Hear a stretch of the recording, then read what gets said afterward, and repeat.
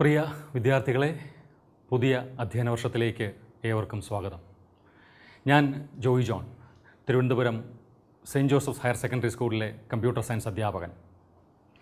തികച്ചും അസാധാരണമായ ഒരു പഠന അന്തരീക്ഷമാണ് പുതിയ അക്കാഡമിക് ഇയർ നമുക്ക് മുന്നിൽ വയ്ക്കുന്നത്. അതുകൊണ്ട് തന്നെ നമുക്കത്ര പരിചിതമല്ലാത്ത ഒരു പഠന ബോധന രീതിയിലൂടെയാണ് നാം ഇപ്പോൾ കടന്നു പോകേണ്ടത്. അതുമായിട്ട് പൊരുത്തപ്പെടേണ്ടിയിരിക്കുന്നു. എങ്ങനെയാണ് ഇത്തരം ക്ലാസ്സുകളിൽ നിങ്ങളുടെ പങ്കാളിത്തം ഉറപ്പാക്കേണ്ടത്, ഈ ക്ലാസ്സുകൾ എങ്ങനെയാണ് ഏറ്റവും ഫലപ്രദമാക്കേണ്ടത് എന്നുള്ളതിനെക്കുറിച്ചിട്ടൊക്കെ നിങ്ങൾക്കിപ്പോൾ ധാരണ ഉണ്ടായി കാണും. നമുക്ക് നമ്മുടെ വിഷയത്തിലേക്ക് കടക്കാം. Computer applications. കഴിഞ്ഞ വർഷം നിങ്ങൾ പഠിച്ചു, പരീക്ഷയൊക്കെ എഴുതി, നന്നായിട്ട് എഴുതിയെന്ന് ഞാൻ കരുതിക്കോട്ടെ. ഓക്കെ, രണ്ടാം വർഷം കമ്പ്യൂട്ടർ ആപ്ലിക്കേഷൻസ് വിഷയത്തിൽ നിങ്ങൾ നേടേണ്ട പഠന നേട്ടങ്ങളെയും ശേഷികളെയും മൂല്യങ്ങളെയും 11 അധ്യായങ്ങളിലായിട്ടാണ് കവർ ചെയ്തിരിക്കുന്നത്. അപ്പോൾ നമ്മൾ നമ്മുടെ ആദ്യത്തെ ചാപ്റ്ററിലേക്ക് കടക്കുന്നു. Review of C++ programming. ഇതാണ് നമ്മുടെ ആദ്യത്തെ ചാപ്റ്റർ. കഴിഞ്ഞ വർഷം നിങ്ങൾ പഠിച്ച ഫ്രം ചാപ്റ്റർ 4 to 7 ഈ 4 ചാപ്റ്റേഴ്സിലൂടെ കവർ ചെയ്ത C++ പ്രോഗ്രാമിങ്ങുമായി ബന്ധപ്പെട്ട ആശയങ്ങളെ ഒന്ന് ബ്രീഫ് ചെയ്യുകയാണ് ഈ അധ്യായത്തിൽ ചെയ്യുന്നത്. ശരിക്കും നിങ്ങളിപ്പോൾ ചെയ്യേണ്ടത് ഉണ്ടല്ലോ, അടുത്ത നോട്ട്ബുക്കും പേനയൊക്കെ ഉണ്ടല്ലോ അല്ലേ? നിങ്ങൾ ചെയ്യേണ്ടത് ഈ 4 അധ്യായങ്ങളിലായി നിങ്ങൾ പഠിച്ച കാര്യങ്ങൾ, നിങ്ങളുടെ ഓർമ്മയിലുള്ള കാര്യങ്ങൾ ഒന്ന് എഴുതി വയ്ക്കുക. ചില പദപ്രയോഗങ്ങളാണ്, ഫുൾ സെൻറ്റൻസ് ഒന്നും വേണ്ട. ചില പദപ്രയോഗങ്ങൾ, അതിലെ ആശയങ്ങൾ, പ്രധാനപ്പെട്ട കീ പോയിൻറ്റ്സ്, അത് ഒന്ന് എഴുതി വയ്ക്കുക. എഴുതി കാണുമല്ലോ. ഇതൊക്കെയാണോ എന്നൊന്ന് നോക്കാം. നോക്കാനകത്ത് ക്യാരക്ടർ സെറ്റ് വന്നിട്ടുണ്ടാവും, ടോക്കൺസ് ഉണ്ടാകും, ഡേറ്റ ടൈപ്സ് ഉണ്ടാവും, ടൈപ്പ് മോഡിഫയേഴ്സ് ഉണ്ടാവണം, എക്സ്പ്രഷൻസ്, ടൈപ്പ് കൺവേർഷൻസ്, സ്റ്റേറ്റ്മെൻറ്റ്സ്, പിന്നെ കുറച്ച് എക്സ്ട്രാ ഓപ്പറേറ്റേഴ്സ് വേണമെങ്കിൽ ഉണ്ടാവാം, ഒരു C++ പ്രോഗ്രാമിൻ്റെ സ്ട്രക്ചർ, കൺട്രോൾ സ്റ്റേറ്റ്മെൻറ്റ്സ്. ഇത്രയും കാര്യങ്ങളാണല്ലോ നമ്മൾ പഠിച്ചത്. ഒരുപക്ഷെ ഞാൻ ഈ പറഞ്ഞ വാക്കുകളൊന്നും അല്ല നിങ്ങൾ എഴുതിയിട്ടുള്ളതെങ്കിൽ പോലും ഇതുമായിട്ട് ബന്ധപ്പെട്ട വാക്കുകളുണ്ടാവും. ഫോർ എക്സാമ്പിൾ, ടൈപ്പ് മോഡിഫയേഴ്സിനെ കുറിച്ച് ഞാൻ പറഞ്ഞു. നിങ്ങൾ ആ ഒരു വാക്ക് എഴുതിയില്ലെങ്കിലും ചിലപ്പോൾ സൈൻഡ്, അൺസൈൻഡ് എന്നീ വാക്കുകളൊക്കെ ഉണ്ടാവുമല്ലോ അല്ലേ? അപ്പോൾ എന്തായാലും നിങ്ങൾ എഴുതിയ വാക്കുകൾ ഈ പറഞ്ഞ ടൈറ്റിൽസിൽ എവിടെയെങ്കിലുമൊക്കെ ഉൾപ്പെടുന്നതായിരിക്കും. നമുക്കിത് 1 by 1 ആയിട്ടൊന്ന് ഡിസ്കസ് ചെയ്യാം. ആദ്യം character set. What you mean by character set of C++ language? ഓർമ്മയുണ്ടോ? മലയാള ഭാഷയെ സംബന്ധിച്ച് അക്ഷരമാല, ഇംഗ്ലീഷിൻ്റെ ആൽഫബറ്റ്. ഹിന്ദിയിലും നമ്മൾ പഠിക്കുന്നത് അക്ഷരങ്ങളാണല്ലേ? അതുതന്നെയാണ് character set of C++ language means the basic symbols of a language, C++ language, the fundamental unit of C++ language.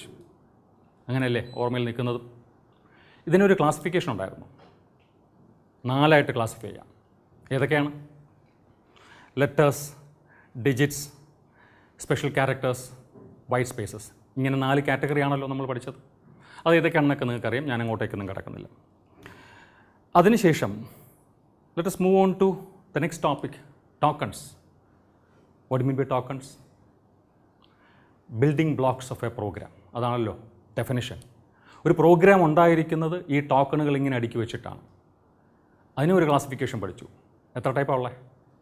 5 types. 5 types of tokens. ഓർമ്മയുണ്ടോ ആ വാക്കുകൾ? ഈ 5 ടൈപ്സ് ഏതൊക്കെയെന്ന് അറിയണമെങ്കിൽ ഒരു പ്രോഗ്രാമിനൊന്ന് പൊളിച്ചാൽ മതി. ഒരു പ്രോഗ്രാമിനെ പൊളിച്ചടിക്കിയാൽ അതിനകത്തുള്ള ഓരോ ഭാഗവും ചെന്ന് വീഴുന്നത് ഈ ഏതെങ്കിലും 5 ടൈപ്പുകളിലായിരിക്കും. ഞാൻ പറഞ്ഞ വാക്ക് ഓർമ്മയുണ്ടോ? പൊളിക്കുക. നമ്മൾ മംഗ്ലീഷ് ഉപയോഗിക്കുന്ന ആൾക്കാരാണല്ലേ? പൊളിക്ക്. ഒന്ന് ഇംഗ്ലീഷ് എഴുതി നോക്കിയേ. പൊളിക്ക്. POLIK.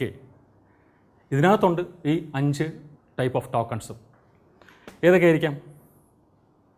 പൊളിക്ക്, punctuators, O operators, L literals, I identifiers, K keywords. നമ്മൾ പറയുന്നത് തിരിച്ചാണ്. Keywords, identifiers, literals, operators, punctuators. ഇത് 5 5 ടൈപ്സ് ഓഫ് ടോക്കൺസ്. ഇത് ഓരോന്നും എന്താണെന്ന് ജസ്റ്റ് ഒന്ന് നമുക്ക് ചിന്തിച്ചു പോകാം. കീവേഡ്സ് എന്തായിരിക്കും? Reserved words of a language, reserved words of C++ language. They convey a specific meaning to the language compiler. നമ്മുടെ വാക്കല്ല ഒന്നും. C++ ലാംഗ്വേജിൽ സ്വന്തമായിട്ടുള്ള ചില വാക്കുകൾ, ഓരോന്നിനും ഓരോ പ്രത്യേക പർപ്പസ് ഉണ്ട്. അത് ഉപയോഗിക്കേണ്ടടുത്ത് തന്നെ ഉപയോഗിക്കുക വേണം. രണ്ടാമതായിട്ട് ഐഡൻറ്റിഫയേഴ്സ്. ഐഡൻറ്റിഫൈ ചെയ്യാൻ ഉപയോഗിക്കുന്ന വാക്കുകൾ, ഐഡൻറ്റിഫയേഴ്സ്. ഇതാരുണ്ടാക്കുന്നതാണ്? നമ്മളുണ്ടാക്കുന്ന വാക്കുകൾ.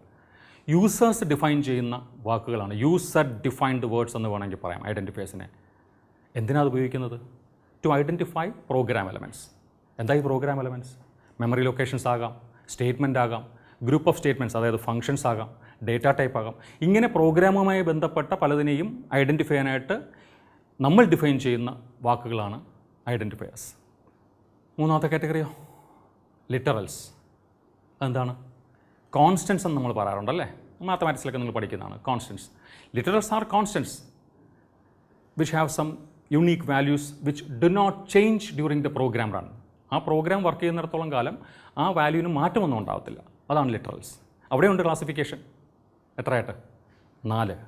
ഇൻറ്റിജർ ലിറ്ററൽ, ക്യാരക്ടർ ലിറ്ററൽ, പിന്നെ floating point literal, string literal. ഇങ്ങനെ 4 ടൈപ്പ് ഓഫ് ക്യാരക്ടർ ലിറ്ററൽസ് ആണ് നമ്മൾ പഠിച്ചത്. പിന്നെ വരുന്നു ഓപ്പറേറ്റേഴ്സ്. എന്താണ് ഈ operators? They are the tokens or the symbols which represent some operations. എന്തെങ്കിലും ഓപ്പറേഷൻ നടത്താൻ വേണ്ടി പ്രോഗ്രാമിൽ നമ്മൾ ഉപയോഗിക്കുന്ന ചില സിംബൽസ്, അതിനെയാണ് ഓപ്പറേറ്റേഴ്സ് എന്ന് പറയുന്നത്. അവിടെയും ക്ലാസിഫിക്കേഷൻ ഉണ്ട്. അരിത്മെറ്റിക് ഓപ്പറേറ്റേഴ്സ് എന്നും ലോജിക്കൽ ഓപ്പറേറ്റേഴ്സ് എന്നും റിലേഷണൽ ഓപ്പറേറ്റേഴ്സ് എന്നൊക്കെ പറഞ്ഞിട്ട് കുറേ ക്ലാസിഫിക്കേഷൻ ഉണ്ട്. ഇത് കൂടാതെ input operator, output operator, assignment operator, അങ്ങനെ കുറേ നമ്മൾ പഠിക്കുന്നുണ്ട്.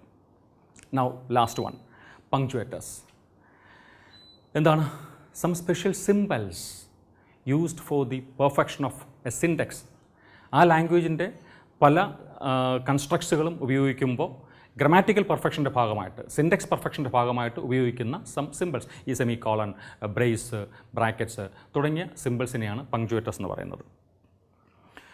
ഇനി ഐഡൻറ്റിഫയേഴ്സിനെ കുറിച്ച് കുറച്ച് കാര്യങ്ങളൊന്ന് അറിഞ്ഞിരിക്കണം, ഓർമ്മയിൽ വേണം. കഴിഞ്ഞ വർഷം പഠിച്ചതാണ്, ബട്ട് ഞാനത് പറയാൻ കാര്യം പരീക്ഷയ്ക്ക് ചിലപ്പോൾ ചില ചോദ്യങ്ങളുണ്ടാവും. ചില ഐഡൻറ്റിഫയേഴ്സ് തന്നിട്ട് ഇതിൽ ഇൻവാലിഡ് ആയിട്ടുള്ളത് ഏത്? അപ്പോൾ അത്തരം ചോദ്യങ്ങൾക്ക് ആൻസർ ചെയ്യണമെന്നുണ്ടെങ്കിൽ ഈ പോയിൻറ്റ്സ് നിങ്ങൾ ഓർത്തിരിക്കണം. എന്തൊക്കെയാണ് റൂൾസ് ഗവേണിംഗ് ഐഡൻറ്റിഫയേഴ്സ് എന്ന് പറഞ്ഞ് പഠിച്ചത്? Letters and digits can be used അല്ലേ. First character should be a letter or an underscore. പിന്നെ വേറെ എന്താ ഉള്ളത്? സ്പെഷ്യൽ ക്യാരക്ടേഴ്സ് ഉപയോഗിക്കാൻ പാടില്ല, വൈറ്റ് സ്പേസ് ഉപയോഗിക്കാൻ പാടില്ല, കീവേഡ്സ് ഉപയോഗിക്കാൻ പാടില്ല. അപ്പർ കേസും ലോവർ കേസും ഉപയോഗിക്കാം, but both are different. Capital A, small A, രണ്ടും 2 ഐഡൻറ്റിഫയർ ആണ്. Because C++ is case sensitive. അപ്പോൾ ഈ റൂൾസ് ഓർമ്മയിൽ വെച്ചുകൊണ്ട് വേണം ഇത്തരം ചോദ്യങ്ങൾ അഡ്രസ്സ് ചെയ്യുമ്പോൾ നിങ്ങളതിന് ആൻസർ ചെയ്യേണ്ടത്. ചില വാലിഡ് ഐഡൻറ്റിഫയേഴ്സ് ഞാനിവിടെ കാണിക്കാം. നം, CIN, CPP, കുറച്ച് ഐഡൻറ്റിഫയേഴ്സ് കാണിക്കുന്നുണ്ട്. ഇതിലൊരു പക്ഷേ CIN ഇത് ചിലർക്കെങ്കിലും ഒരു തെറ്റിദ്ധാരണ ഉണ്ടാവും, കീവേഡാണ്. കാരണം നമ്മളുണ്ടാക്കിയ വാക്കല്ലല്ലോ. But it is an identifier. നമ്മളുണ്ടാക്കിയതല്ലെന്നേ ഉള്ളൂ.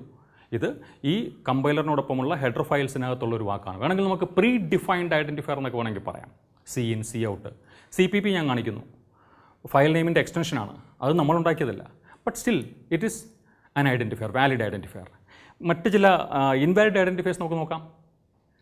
2AB, അവിടെ എന്താ പ്രശ്നം? First character is a digit. Next one, num hash symbol, special character, it's not allowed. Then AVG height, there is a space between AVG and height, it is not allowed. Then int, അതും പറ്റത്തില്ല. എന്തുകൊണ്ടാണ്? It's a keyword. ഇനി ഈ classification of operators. Operators can be classified into 3 എന്നോ മറ്റൊരർത്ഥത്തിൽ വീണ്ടും ഒരു 3 എന്നോ ഒക്കെ പറയാം. Because we follow 2 criteria to classify these operators. If the criterion is the type of operation, it can be classified into 3. ഏതൊക്കെയാണ്? Arithmetic operators, relational operators, logical operators.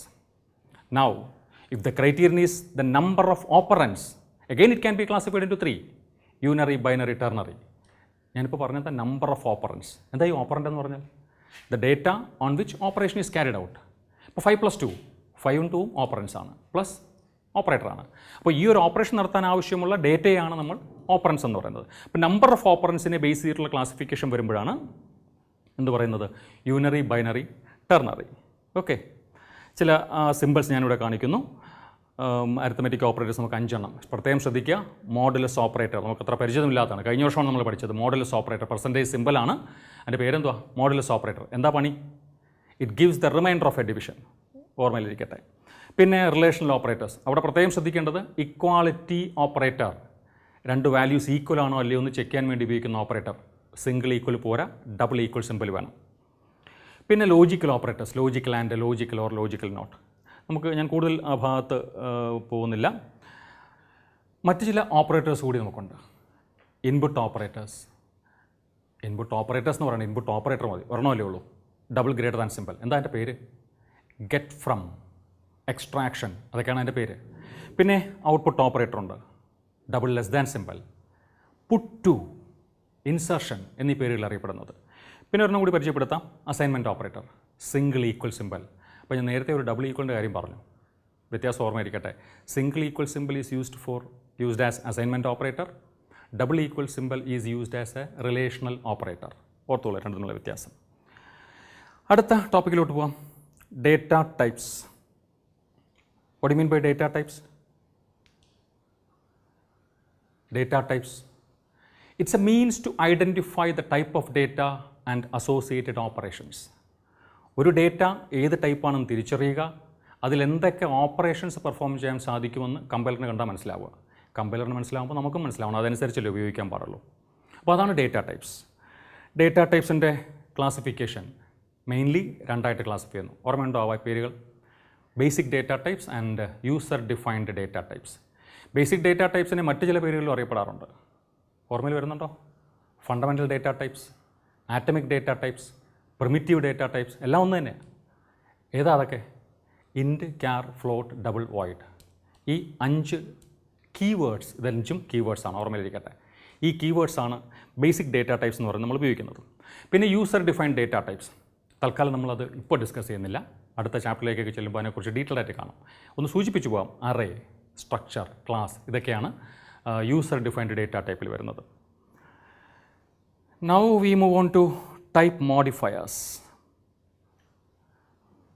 What are type modifiers? എന്താണ് type modifier എന്ന് പറഞ്ഞാൽ? എന്താണ്? These are the keywords which are used to change or modify the range of data supported by the basic data type. Basic data typesനോടൊപ്പം ഉപയോഗിക്കാവുന്ന ചില keywords ആണ് type modifiers. Signed, unsigned, short, long, ഇതിൽ രണ്ടും കൂടിയൊക്കെ mix ചെയ്തൊക്കെ ഉപയോഗിക്കാറുണ്ട്. ഒരു കാര്യം ശ്രദ്ധിക്കുക, എല്ലാ ഡേറ്റ ടൈപ്പിനോടൊപ്പവും ഈ മോഡിഫയേഴ്സ് ഉപയോഗിക്കുന്നില്ല. ഓർമ്മയുണ്ടോ ഏത് ഡേറ്റ ടൈപ്പിനൊപ്പമാണ് മോഡിഫയേഴ്സ് ഇല്ലാത്തതെന്ന്, ഉപയോഗിക്കാൻ പാടില്ലാത്തത്? ഫ്ലോട്ട്. അപ്പോൾ ചോദിക്കാം, ഫ്ലോട്ട് സപ്പോർട്ട് ചെയ്യുന്ന ആ ഡേറ്റയുടെ റേഞ്ചിന് മാറ്റം വരുത്താൻ എന്ത് വേണം? We have already double. അങ്ങനെ ഒരു ബേസിക് ഡേറ്റ ടൈപ്പ് തന്നെ ഉണ്ടല്ലോ. ഇനി ഡബിളിലും താങ്ങാനാവാത്ത ഡേറ്റ ഉണ്ടെങ്കിൽ we go for long double. Okay. പിന്നെ വോയിഡ്, ഡേറ്റയെ റെപ്രസെൻറ്റ് ചെയ്യുന്നതല്ല, നൾ ഡേറ്റ എന്നൊക്കെ പറയും. അപ്പോൾ അതിനും സ്വാഭാവികമായിട്ടും ടൈപ്പ് മോഡിഫയേഴ്സ് വേണ്ടല്ലോ. അപ്പോൾ ഫ്ലോട്ടിനും വോയിഡിനും മോഡിഫയേഴ്സ് യൂസ് ചെയ്യാറില്ല. Now we move on to expressions. What do you mean by an expression in C++ language? നമ്മൾ മറ്റ് ലാംഗ്വേജ്, ഇംഗ്ലീഷിൽ ഫ്രേസ് എന്ന് പറയും പോലെ, മലയാളത്തിൽ വാക്യശകലം എന്ന് പറയും പോലെ ഒരു അതിന് ഇക്വലൻ്റായിട്ട് വരുന്നൊരു ടെർമിനോളജിയാണ് എക്സ്പ്രഷൻസ്. എങ്കിലും ഒരു ഡെഫിനേഷൻ വൈസ് നമുക്കിങ്ങനെ പറയാം, it's a combination of operators and operands. ഓപ്പറേറ്ററും ഓപ്പറൻസും കൂടി ചേരുമ്പോൾ ഉണ്ടാകുന്നതാണ് എക്സ്പ്രഷൻ. എന്തിന്? To represent operations. ഓപ്പറേഷൻസ് നടത്താൻ വേണ്ടി വി ക്രിയേറ്റ് എക്സ്പ്രഷൻസ്. എന്താ അതിൻ്റെ പ്രത്യേകത? Expressions return values. അതെന്താ അങ്ങനെ ഉദ്ദേശിക്കുന്നത്? ഞാൻ പറഞ്ഞു, എക്സ്പ്രഷൻസ് റെപ്രസെൻറ്റ് ഓപ്പറേഷൻസ്.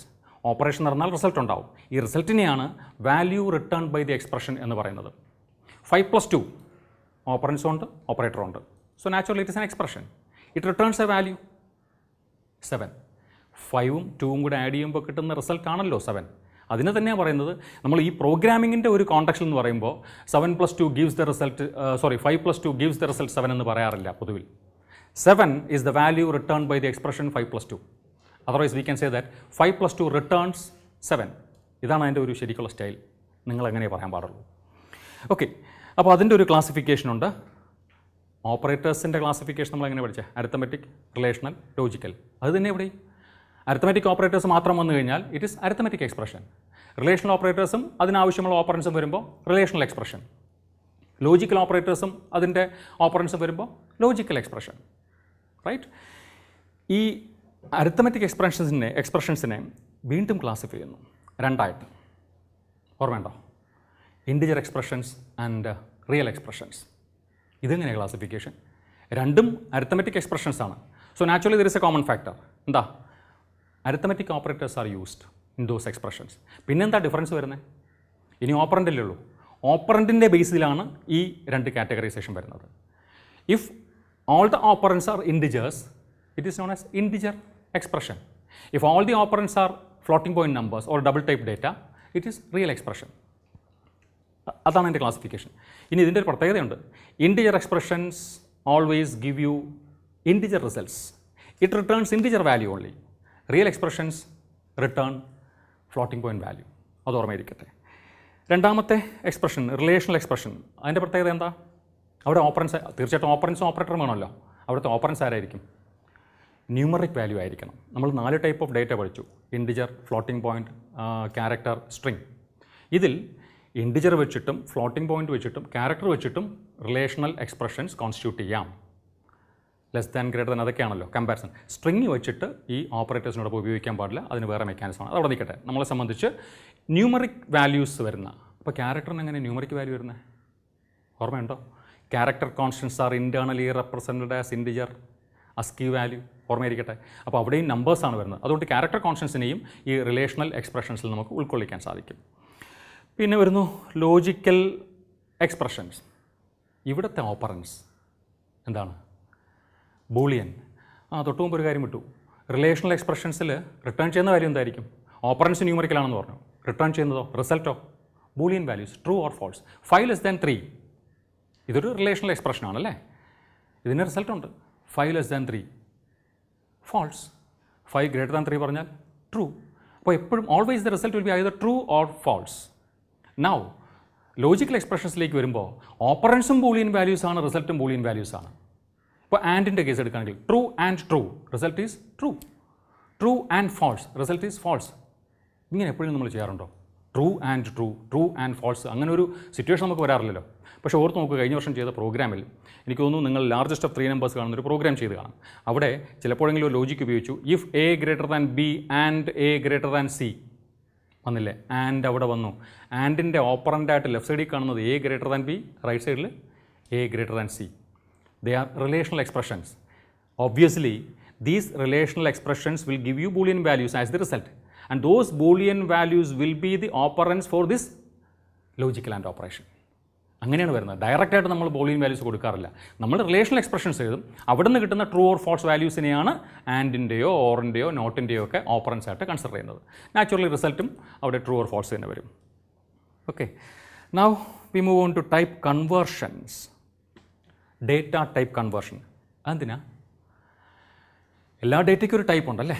പ്രത്യേകിച്ച് നമ്മൾ പ്രോഗ്രാം ചെയ്യുമ്പോൾ വേരിയബിൾ ഡേറ്റ ഹാൻഡിൽ ചെയ്യാൻ വേരിയബിൾ ഡിക്ലെയർ ചെയ്യും. വേരിയബിൾ ഡിക്ലെയർ ചെയ്യാൻ we will make use of some data type.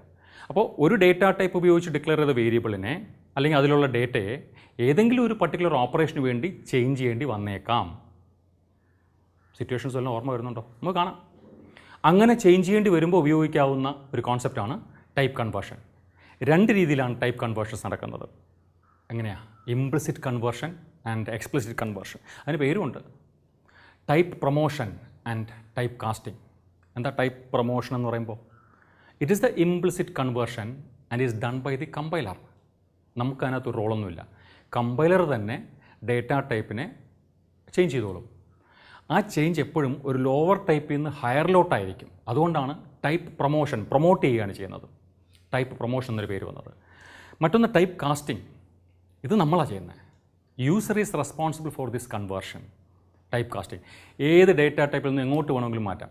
Casting, ആ വാക്ക് നിങ്ങൾക്ക് പരിചയമുണ്ടല്ലേ? ഫിലിമൊക്കെ കാണുന്നവരല്ലേ? അപ്പോൾ അതിൽ അവസാനം എഴുതി കാണിക്കും കാസ്റ്റിംഗ്. നിങ്ങളുടെ ഇഷ്ടപ്പെട്ട നടൻ, അദ്ദേഹത്തിൻ്റെ ശരിക്കുള്ള പേര് ഒന്നായിരിക്കും. ആ സിനിമയിൽ വരുമ്പോഴത്തേനും കാസ്റ്റ് ചെയ്തിരിക്കുന്നത് ഇന്ന കഥാപാത്രമായിട്ടായിരിക്കും. ആ ഫിലിമിൽ അഭിനയിക്കുന്നിടത്തോളം സമയത്ത് ആ വ്യക്തി ആ കഥാപാത്രമായിട്ടായിരിക്കും അറിയപ്പെടുന്നത്. സിനിമയ്ക്ക് പുറത്തും സിനിമയ്ക്ക് മുമ്പും സിനിമയ്ക്ക് ശേഷവും അയാൾക്ക് മറ്റൊരു പേരും അയാൾ മറ്റൊരു വ്യക്തിയുമായിരിക്കും എന്ന് പറയും പോലെ ഈ ഡേറ്റ ടൈപ്പിന് ബേസിക്കലി അതിനൊരു ടൈപ്പ് ഉണ്ട്. ഒരു വേരിയബിളിന് അല്ലെങ്കിൽ ഒരു ഡേറ്റയ്ക്ക് അതൊരു പെർട്ടിക്കുലർ ഓപ്പറേഷൻ പെർഫോം ചെയ്യുന്ന സമയത്തേക്ക് വേണ്ടി മാത്രം മറ്റൊരു ഡേറ്റ ടൈപ്പായിട്ട് മാറുന്നു. ആ ഓപ്പറേഷൻ കഴിയുമ്പോൾ വീണ്ടും അയാളുടെ ബേസ് ടൈപ്പ് തന്നെയാണ് പോകുന്നത്. This is type casting. Okay, ഇനി നമുക്ക് അടുത്ത ടോപ്പിക്കിലേക്ക് പോകാം. സ്റ്റേറ്റ്മെൻറ്റ്സ്. സ്റ്റേറ്റ്മെൻറ്റ്സിൽ എന്തൊക്കെയാണ് നമുക്ക് കവർ ചെയ്യേണ്ടി വരുന്നത്? What do you mean by statement? It's again a combination of operands and operators. നേരത്തെ അതല്ലേ പറഞ്ഞത്?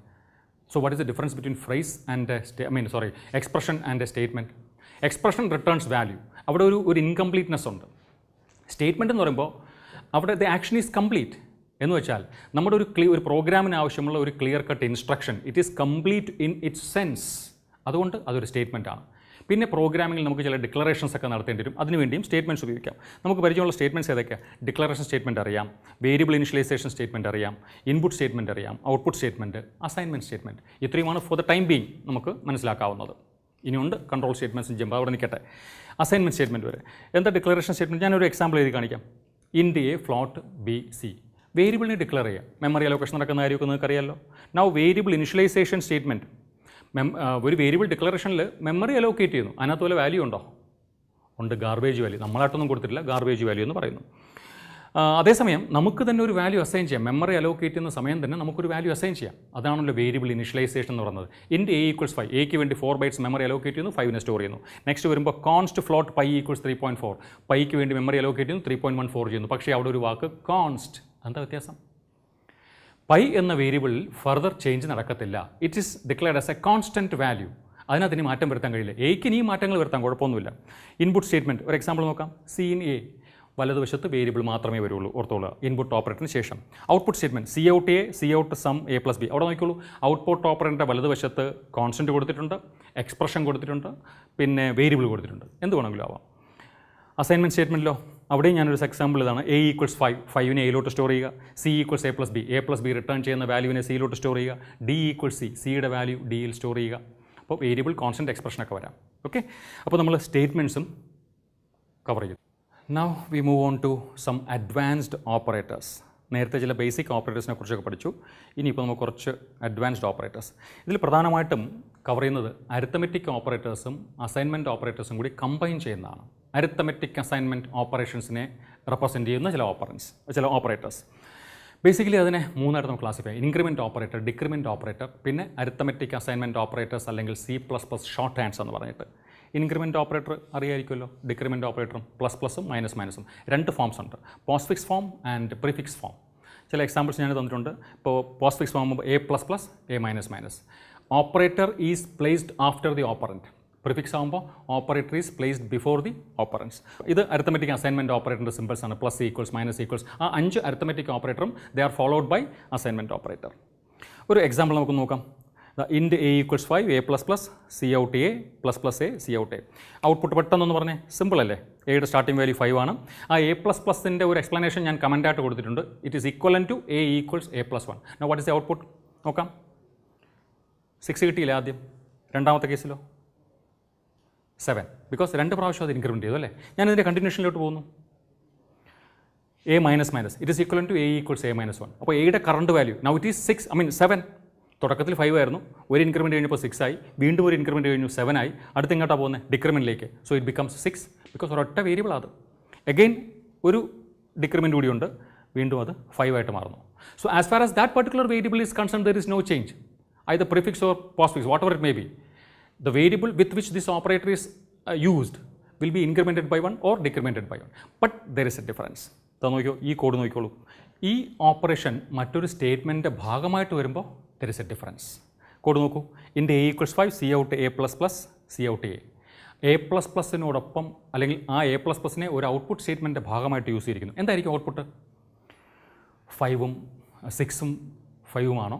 5ഉം 6ഉമാണോ? 6ഉം 6ഉമാണോ? ആദ്യത്തെ ഔട്ട്പുട്ട് 5 തന്നെയാണ്. അടുത്ത സ്റ്റേറ്റ്മെൻറ്റിലെയോ അവിടെ 6 ആയി. അപ്പോൾ A++ കിടക്കുന്നു എന്ന് ചോദിക്കാം. A++ ഉണ്ട്, പക്ഷേ it is used as the postfix form. പോസ്റ്റ്ഫിക്സിൽ the current value of A will be used for the remaining purpose. Here the remaining purpose means output operation. എയുടെ എക്സിസ്റ്റിംഗ് വാല്യൂ ആയ 5 ഔട്ട്പുട്ടിന് വേണ്ടി ഉപയോഗിക്കുന്നു. And then it is incremented by 1. എയുടെ value മെമ്മറിയിൽ 6 ആയി.